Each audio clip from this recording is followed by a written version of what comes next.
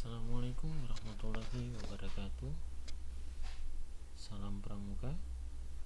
Ini pertemuan keempat kita di sejarah kepanduan di dunia dan di Indonesia untuk part 2. Oke, langsung saja kita lihat. Yang pertama, materi kita adalah gerakan pramuka. Jadi gerakan pramuka yang ada di Indonesia ya. Jadi gerakan pramuka ini dalam arti luas adalah organisasi atau nama organisasi pendidikan non formal yang menyelenggarakan pendidikan kepanduan di Indonesia. Jadi pendidikan non formal ya yang diselenggarakan atau menyelenggarakan pendidikan kepanduan di Indonesia. Kata pramuka itu merupakan singkatan dari Praja Muda Karana yang artinya adalah jiwa muda yang suka berkarya. Jadi pramuka, Praja Muda Karana, jiwa muda yang suka berkarya. Nah, maka dari itu kita biasanya pramuka diterapkan biasanya mulai dari tingkat sekolah dasar. Ya. Nah, sebelumnya itu pada saat singkatan pramuka ini ditetapkan, pada asalnya pramuka itu diambil oleh Sultan Hamengkubuwono IX itu dari kata poromuko ya, yang artinya adalah pasukan terdepan dalam perang. Nah, itu sebelum terbentuknya kata pramuka. Oke, next. Anggota gerakan pramuka. Jadi ada gerakan pramuka, berarti ada anggotanya. Anggota gerakan pramuka ini merupakan sebutan bagi anggota gerakan pramuka yang meliputi.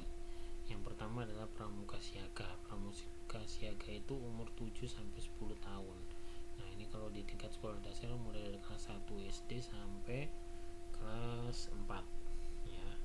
Setelah itu pramuka penggalang itu dari 11 sampai 15 tahun. Terus ada dari penggalang naik lagi ke pramuka penegak itu 16 sampai 20 tahun, dan lanjut lagi ke pramuka pandega itu 21 sampai 25 tahun. Jadi nah, itu anggota gerakan pramuka. Ada pramuka siaga, pramuka penggalang, pramuka penegak, dan pramuka pandega. Tapi kita kalau misalnya di lingkup dunia pendidikan guru SD itu mungkin hanya dua, pramuka siaga sama pramuka penggalang. Nah, karena itu yang kita bina. Jadi kelompok anggota yang lain itu adalah pembina pramuka ya, andalan pramuka, korps pelatih pramuka, pamongsaka pramuka, staf kawartir, dan majelis pembimbing. Nah, ini untuk anggota yang lainnya, itu udah tingkatannya di atas. Oke, next, kepramukaan. Nah, dari anggota kita lihat secara kepramukaannya secara keseluruhan. Jadi kepramukaan ini adalah sebuah proses pendidikan di luar lingkungan sekolah dan di luar lingkungan keluarga dalam bentuk kegiatan menarik, menyenangkan, sehat, teratur, terarah, praktis yang dilakukan di alam terbuka. Nah, itu dilakukan di alam terbuka dengan prinsip dasar kepramukaan dan metode kepramukaan. Jadi kegiatan yang menarik, menyenangkan, misalnya di situ misalnya ya adakan lomba misalnya jelajah sampai di pos ini, mengadakan misalnya kayak yel-yel yang menarik, dan lain sebagainya. Jadi maka di sini adalah bentuk kegiatan yang menarik dan menyenangkan ya, sehat, teratur. Kalau sehat itu biasanya ke anggota pramuka itu pagi-pagi senam pramuka ya. Nah, itu. Nah, ketika kegiatan ini dibentuk atau pendidikan luar sekolah ini tujuannya untuk apa atau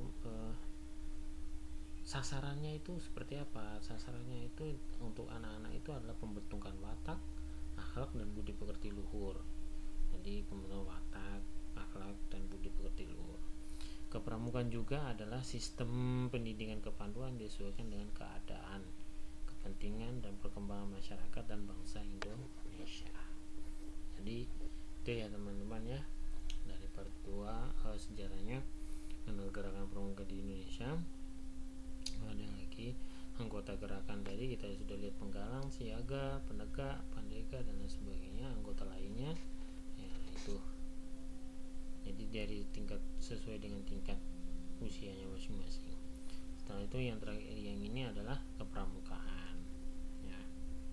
Itu jadi pendidikan yang dilaksanakan di luar kelas.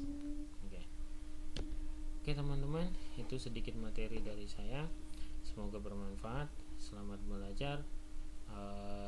Apabila yang perlu ditanyakan silakan masuk di forum diskusi dan kita bahas di forum diskusi. Saya akhiri. Assalamualaikum warahmatullahi wabarakatuh. Salam pramuka.